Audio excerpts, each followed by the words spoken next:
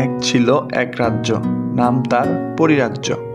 এ রাজ্যের আকাশে সবসময় রঙিন মেঘ ভাসত, আর মাটিতে ফুটে থাকতো অগণিত জাদুকরি ফুল।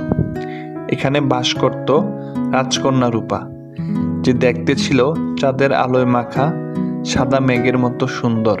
কিন্তু রূপার সৌন্দর্যের চেয়েও বেশি বিখ্যাত ছিল তার দয়া আর মায়া।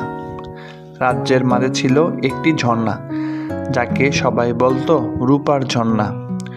ঝর্ণার পানি ছিল রূপার মতো উজ্জ্বল।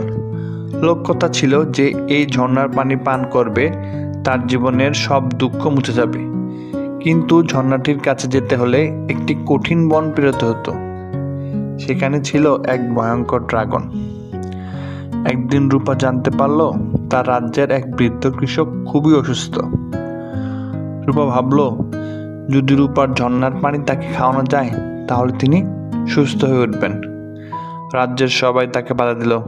রাজকন্যা ড্রাগনের সঙ্গে দেখা করা মানে মৃত্যু ডেকে আনা।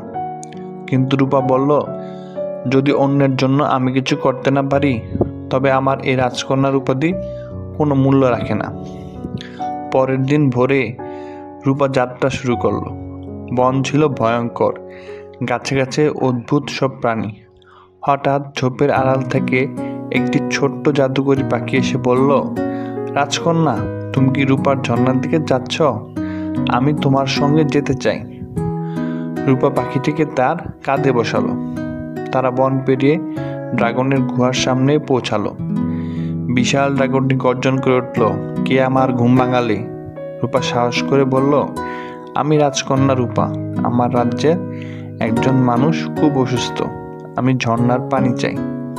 ড্রাগন হেসে বলল, তোমার সাহস দেখে আমি মুগ্ধ, কিন্তু ঝর্ণার পানি নিতে হলে তোমাকে একটি প্রশ্নের উত্তর দিতে হবে। ড্রাগন জিজ্ঞেস করল, জগতের সবচেয়ে মূল্যবান জিনিস কি? রূপা কিছুক্ষণ ভেবে বলল, ভালোবাসা। কারণ ভালোবাসা দিয়ে পৃথিবীর সব কিছু জয় করা যায়।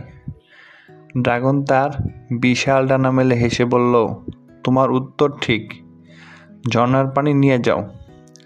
রূপা ঝর্ণার কাছ থেকে পানি সংগ্রহ করলো এবং বৃদ্ধ কৃষকের কাছে ফিরে এলো। পানি পান করার সঙ্গে সঙ্গে কৃষক সুস্থ হয়ে উঠলেন। রাজ্যের মানুষ খুশিতে উল্লাস করলো, আর রূপার দয়ার কথা ছড়িয়ে পড়ল সব জায়গায়। সেদিন থেকে রূপার ঝর্ণার পানি আর কেউ পাহারা দেয়নি, কারণ ড্রাগন বলেছিল, যে ভালোবাসা বোঝে সেই ঝর্ণার পানি পেতে পারে। এভাবেই রাজকন্যা রূপা তার দয়া আর সাহস দিয়ে মানুষের হৃদয়ে অমর হয়ে থাকলো।